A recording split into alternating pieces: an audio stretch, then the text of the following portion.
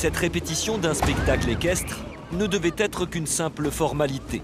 Mais elle se transforme en scénario catastrophe pour 19 chevaux et leurs cavaliers. Je n'ai jamais eu autant peur de ma vie qu'à ce moment-là.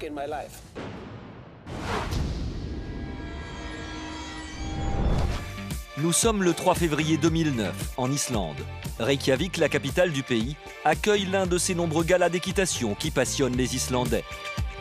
Parmi les cavaliers, Didi Badarsson, une star nationale. On allait donc parader sur le lac gelé. C'est un spectacle très populaire ici. Il y a beaucoup de compétitions sur la glace. Ce n'était donc pas nouveau, mais on ne l'avait encore jamais fait à Reykjavik. On n'était pas inquiet car la glace avait été mesurée. Elle faisait 20 cm d'épaisseur. Il n'y avait vraiment pas de quoi s'inquiéter. Pendant les répétitions, les 19 cavaliers arpentent le lac de long en large et font une démonstration de tolt. Une allure équestre unique au monde que seuls les chevaux islandais sont capables de réaliser. Nous avions préparé une figure très impressionnante. Nous devions nous rassembler côte à côte et parader sur une même ligne droite. Je me souviens encore avoir regardé les autres et leur donner des instructions pour garder cette ligne bien droite, car pour cette dernière répétition, je voulais que tout soit absolument parfait. Parfaitement synchronisés, les cavaliers entament la figure.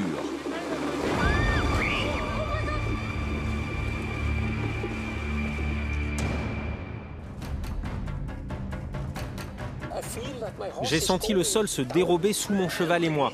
On est tombé dans l'eau glacée et tous les autres sont également tombés en même temps. La glace a cédé sous le poids des 19 chevaux et de leurs cavaliers. Fjolnir, journaliste équestre, assiste à cette effroyable scène. C'était incroyable.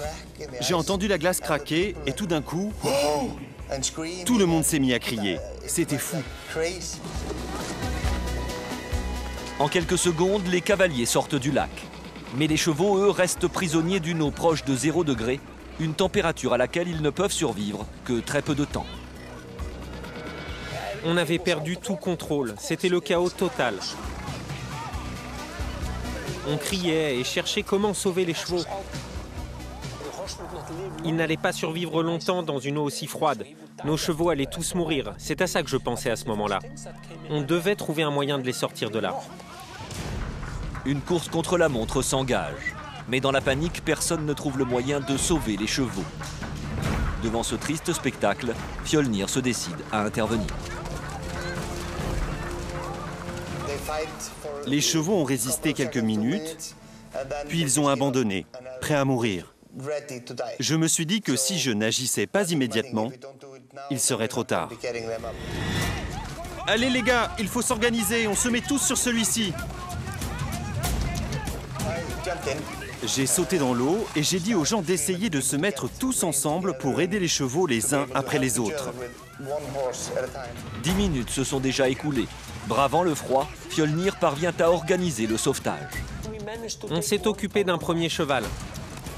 Fjolnir, aidé de quelques personnes, est allé dans l'eau pour aider les chevaux. Et nous, on leur mettait des cordes pour les tirer hors de l'eau. Et la méthode de Fjolnir s'avère efficace.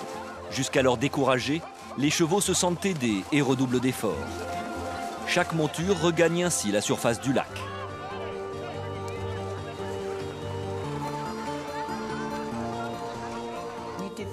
On a tenté tout ce qu'il était possible de faire.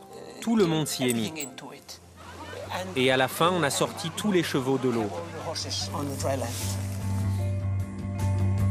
20 minutes plus tard, le dernier cheval est tiré d'affaire. Les répétitions et le spectacle ont été annulés, mais le courage de Fjolnir et de ses amoureux d'équitation a sauvé ces 19 chevaux.